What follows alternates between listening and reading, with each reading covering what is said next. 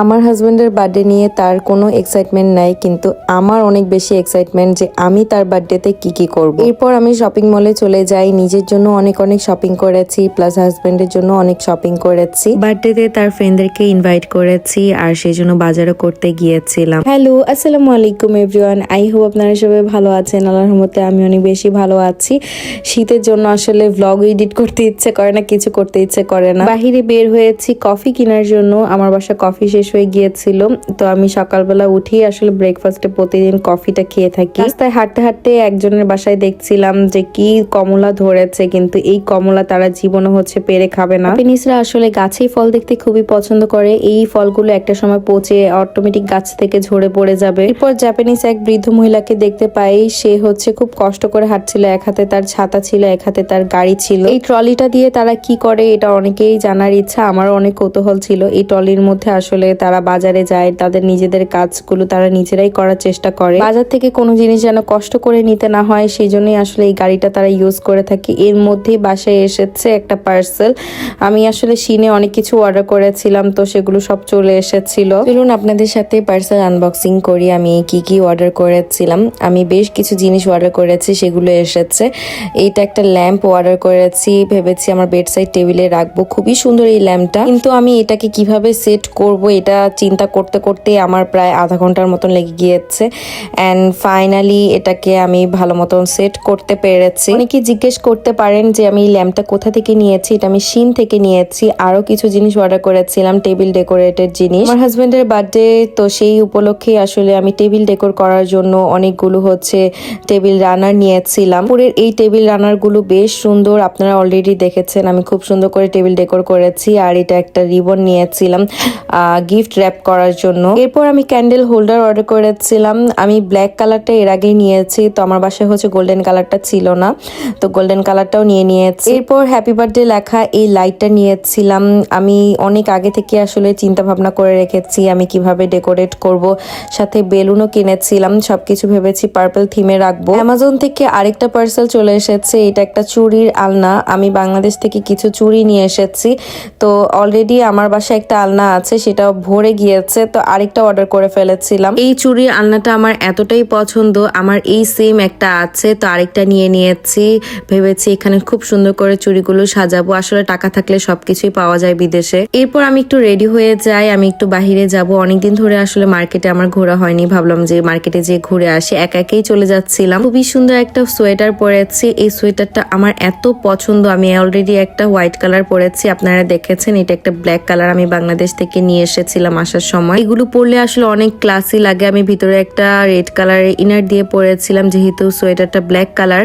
আর এই তো বাসা থেকে বের হয়ে গিয়েছি। আর আমার হাতে যে ব্যাগে অনেকগুলো ড্রেস দেখতে পাচ্ছেন, এই ড্রেসগুলো আমার থেকে এক আপু নিয়েছে। আমি জাস্ট ওয়ান টাইম এই ড্রেসগুলো পরেছি, জাস্ট 1 ঘন্টার জন্য। 5টা ড্রেসের মতন সেল করে দিয়েছিলাম। আপু শপিং মলে আসবে, তো আমি তাকে বলেছি যে সেখানে আমি দিয়ে দিব, তাকে আর ডেলিভারি চার্জ দিয়ে নিতে হবে না। সে এসেছিল, এসে আমার কাছ থেকে ড্রেসগুলো নিয়ে গিয়েছে। আর এই তো আমি বাসে করে সেই মার্কেট পর্যন্ত যাব। এখন বাসে উঠে গিয়েছি। বাস থেকে নেমে আমাকে আবার ট্রেন ধরতে হবে। বাস থেকে নেমে আমি ট্রেন স্টেশনে চলে এসেছিলাম। এখানে আমার সুইকা যে কার্ডটা আছে সেটা রিচার্জ করে নিচ্ছি। এই কার্ডটা থাকার একটাই সুবিধা, আপনি জাস্ট কার্ড পাঞ্চ করে বের হয়ে যেতে পারবেন। আপনাকে কোনো টাকা পে করতে হবে না, কোনো কিছু করতে হবে না।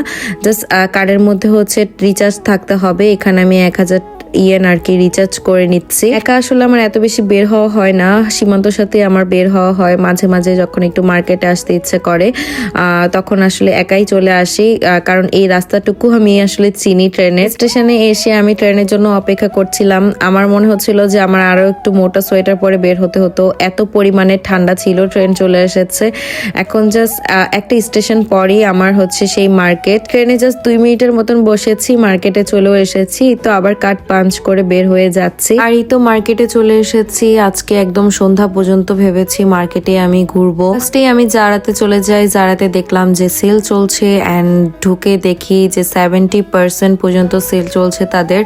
আর এই ওভারকোটটা আমার বেশ ভালো লাগছিল। এটার প্রাইস ছিল 15,000 ইয়েন। জায়গায় সেল থাকলেও আমার আবার সেলের জিনিস কোনো কিছুই পছন্দ হয় না। যেগুলো আর কি রেগুলার প্রাইস থাকে সেগুলোই আমার পছন্দ হয়, কিন্তু সেগুলো তো আমার সাধ্যের বাহিরে থাকে কেনার। 70% সেল দেখে সবাই উড়াধুরা শপিং করছে। আমার এই সোয়েটারটা এত পছন্দ হয়েছিল, এটা সেলে ছিল না, কিন্তু দেখেন আমার সাধ্যের বাহিরে, একদম 13,000 ইয়েন দিয়ে আমার এটা কেনা এখন একদমই সম্ভব না। এই যে এটাও পছন্দ হয়েছিল, এটাও হচ্ছে 15,000 ইয়েন।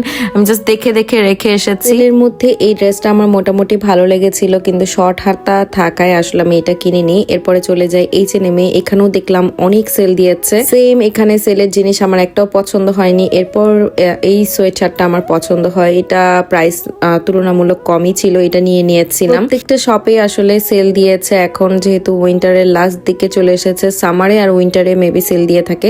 যাই হোক, এরপরে আপনাদেরকে আমার সেই ভাইরাল ব্যাগটা দেখাই, যেটা আমি হচ্ছে H&M থেকে কিনেছিলাম। আপনাদের এত এত পছন্দ হয়েছে। আসলে এই ব্যাগটা অনেক কাজের, অনেক জিনিস আসলে এটার মধ্যে নেওয়া যায়। এটার প্রাইস হচ্ছে 5,500 ইয়েন। ভেবেছিলাম যদি এটাতে সেল থাকে আমি আরেকটা ব্যাগ কিনে ফেলবো, কারণ এটা অনেক কাজের একটা ব্যাগ। যারা এই ব্যাগটা নিতে চান তারা হচ্ছে H&M থেকে নিতে পারবেন, যারা বাহিরের দেশে আছে। সোয়েটারটা নিয়ে আমি একটু ট্রায়াল করতে গিয়েছিলাম, দেখলাম যে পরার পর বেশ ভালোই লাগছে, তো ভাবলাম যে এটা নিয়ে নেওয়া যাক। একটা প্যান্ট আর টপ হচ্ছে আমি ট্রায়াল করছিলাম, তো এই প্যান্টটা আমি নিয়ে নিয়েছি, এটার ফিটিংটা আমার খুব ভালো লেগেছে তাই, বাট এই টপটা নিইনি কারণ এই টাইপের টাইট টপ আমি আসলে পরি না। তারপর চলে যাই জিওতে যে আমার এই সোয়েটারটা ভালো লেগেছে, মাত্র 1,000 ইয়েন ছিল, মনে হলো যে অনেক রিজনেবল প্রাইস, তো এটা নিয়ে নিয়েছি। সাথে আমি এই বুট জুতাটা নিয়েছি, এটাও সেলে ছিল। আমার এই টাইপের বুট জুতা আসলে কখনোই পরা হয়নি, আর পরার পর অনেক কমফোর্টেবল ফিল হচ্ছিল। এরপর আমি ব্ল্যাক কালারটা নিয়ে নিয়েছিলাম। কিনতে এসেছিলাম আমি আমার হাজবেন্ডের জন্য, কিন্তু এক ঢালা শপিং করেছি নিজের জন্যই। আমার কাছে ক্যাশ থাকে না, তো সবসময় ক্রেডিট কার্ড দিয়ে আসলে আমার পে করতে হয়। এরপর একটা হোম সেন্টারে ঢুকে গিয়েছিলাম, এখানে ঢুকে আমার একটা জিনিস চোখে পড়লো, এটা একটা সেন্টার টেবিল, কিন্তু দেখেন এটা আপনি আসলে ড্রেসিং টেবিলেরও কাজ করতে পারবেন। এখানে খুব সুন্দর একটা মিরর আছে, সাথে অনেকগুলো ড্রয়ার আছে, এগুলোতে অনেক কিছু রাখা যাবে। আমার কাছে এই সেন্টার টেবিলটা বেশ ভালো লেগেছে। আমার বাসায় যেহেতু এখনো একটা সেন্টার টেবিল কেনা হয়নি, চিন্তা করছি আর কি নিব কিনা। দেখতে পাচ্ছেন এটা একটা বক্স, ঠিক আছে, কিন্তু এটা একটা ড্রেসিং টেবিল, ছোট্ট একটা মিনি ড্রেসিং টেবিল। এই যে অ্যান্ড এটা খুলি, এটা জাস্ট আপনাদেরকে একটু ওপেন করে দেখাই। এটার ভিতরেও আসলে অনেকগুলো স্টোর আছে, এখানে বক্স আছে। যাদের পাশে আসলে জায়গা ছোট বা ড্রেসিং টেবিল রাখারও জায়গা নেই, এইটা আসলে কিনতে পারে, ঠিক আছে। এটা কিনলে ইজিলি হচ্ছে জায়গাও হয়ে যাবে, বা এটা হচ্ছে বেড সাইড টেবিল হিসেবে ইউজ করা যাবে যখন আপনি মেকআপ করছেন না। এই যে মার্কেটে আমি কোনো কিছু কিনি বা না কিনি, আমার ঘুরতেই এত বেশি ভালো লাগে। এই কাপগুলো দেখছিলাম এত সুন্দর, এই দোকানটা আমার সব থেকে ফেভারিট। এই দোকানেও দেখলাম অনেক অনেক সেল চলছে। আর এই যে দেখেন পুকি, গ্লাস আর প্লেট, এই সেকশনটা আমার এত পছন্দ, কিন্তু প্রত্যেকটা জিনিসের প্রাইস এত বেশি, তাই আর কিনিনি কোনো কিছু, জাস্ট দেখে দেখে রেখে এসেছি। টুকিটাকি অনেক কিছু কিনে ফেলেছিলাম। আর এরপর খেয়েছি আমি একটা কফি খেয়ে দিয়ে আমি আবার সেই বাস আর ট্রেনে করে হচ্ছে বাসায় চলে এসেছি। আমি যখন বাস থেকে নামছিলাম তখনই দেখলাম যে বাস চালক নিজে বাস থেকে নেমে এসে হুইল চেয়ারে থাকা সেই লোকটিকে বাসে উঠিয়ে দিচ্ছে। এটা দেখে আমার খুবই ভালো লাগছিল। আবার যখন বাস থেকে সে নামবে এভাবেই তাকে বাস থেকে নামানো হবে। আমি বাসায় আসার পরপরই সীমান্ত বাসায় চলে এসেছে। আপনারা সবাই দেখেছিলেন যে তার মালিককে আমি তার বার্থডেতে হচ্ছে বিরিয়ানি দিয়েছিলাম একটা বক্সে করে। তারা বক্স কখনো খালি দেয় না জাপানিজরা, তো কোনো না কোনো কিছুই দেয়। তো সে হচ্ছে আমাকে একটা ড্রিঙ্কস দিয়েছিল সুন্দর হওয়া। এরপর আমি আর সীমান্ত একটু সুপারে গিয়েছিলাম, সুপারে যে একটু ফ্রুট কিনছিলাম। আমি ফ্রুট খেতে অনেক বেশি পছন্দ করি, বিশেষ করে হচ্ছে স্ট্রবেরি। ভাই জাপানের স্ট্রবেরি এত এত মজা, আর এখন হচ্ছে স্ট্রবেরি সিজন। আর এখানে আরো কিছু ফ্রুটস দেখছিলাম। এখানে সীমান্ত হচ্ছে খাকি ফল নিচ্ছে আর কি, জাপানিজ যে পার্সিমন যেটা আছে। আমি সারাদিন যেহেতু বাসায় থাকি আমার অনেক খেতে ইচ্ছে করে, তো এখানে আমি কিছু কুকিজ নিয়ে নিচ্ছিলাম, সাথে হচ্ছে এখানে একটা ওরিও বিস্কুট নিয়েছি। যখনই টুকিটাকি জিনিস দরকার হয় জাপানিজ এরকম সুপার শপে চলে আসি। বাজার করার পর আমার ননসের বাসায় গিয়েছিলাম, সেখানে যে সীমান্ত তার ভাইনাকে খুব রাগ উঠিয়েছে।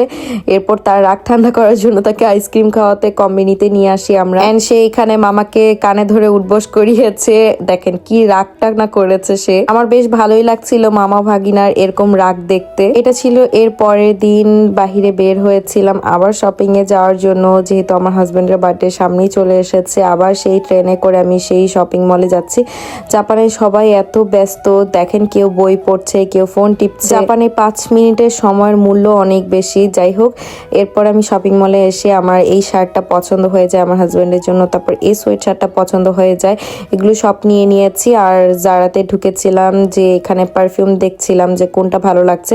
এরপর এটা ভালো লেগেছে, এই পারফিউমটা নিয়ে নিই। আজকের আউটফিটটা আমার বেশ ভালো লাগছিল। এই হোয়াইট সোয়েটারটা আমি বাংলাদেশে রোড সাইড থেকে কিনেছিলাম, কিন্তু কোনো দিক থেকেই মনে হচ্ছে না, তাই না? মার্কেট করার পর সীমান্ত হচ্ছে আমাকে মার্কেটে নিতে এসেছে, তারপরে দুইজনে মিলে বাজার করতে এসেছি। তার বার্থডে উপলক্ষে আমি আজকে বাজার করেছি। সে সবসময় বাজার করে, আমি ভাবলাম যে আমি আজকে তার জন্য বাজার করে ফেলি। আমি বলছিলাম যে বাজার করতে এসে সংসারের অর্ধেক জিনিস আমাকে দিয়ে কিনে ফেলেছে সে। আমার হাজবেন্ডের বার্থডের কিছু ভিডিও ছাড়ার পর অনেকে বলছিলেন যে আপনি আপনার হাজবেন্ডের থেকে অনেক বেশি এক্সাইটেড। আসলে এক্সাইটেড হব না কেন, দেখেন আমি আগে থেকেই কত কিছু কেনাকাটা শুরু করে দিয়েছি, সবকিছু করেছি, স্বাভাবিক আমি এক্সাইটেড থাকবো। আর আমার হাজবেন্ড আসলে সেভাবে কোনো কিছুই প্রকাশ করতে পারে না, কিন্তু সে অনেক বেশি খুশি হয়েছে। আজকের ব্লগটি অনেক বেশি বড় হয়ে গিয়েছে। যাই হোক, আজকের ব্লগটি এখানে শেষ করছি। সবাই ভালো থাকবেন, সুস্থ থাকবেন। আল্লাহ হাফেজ, দেখা হচ্ছে নেক্সট কোনো ব্লগে।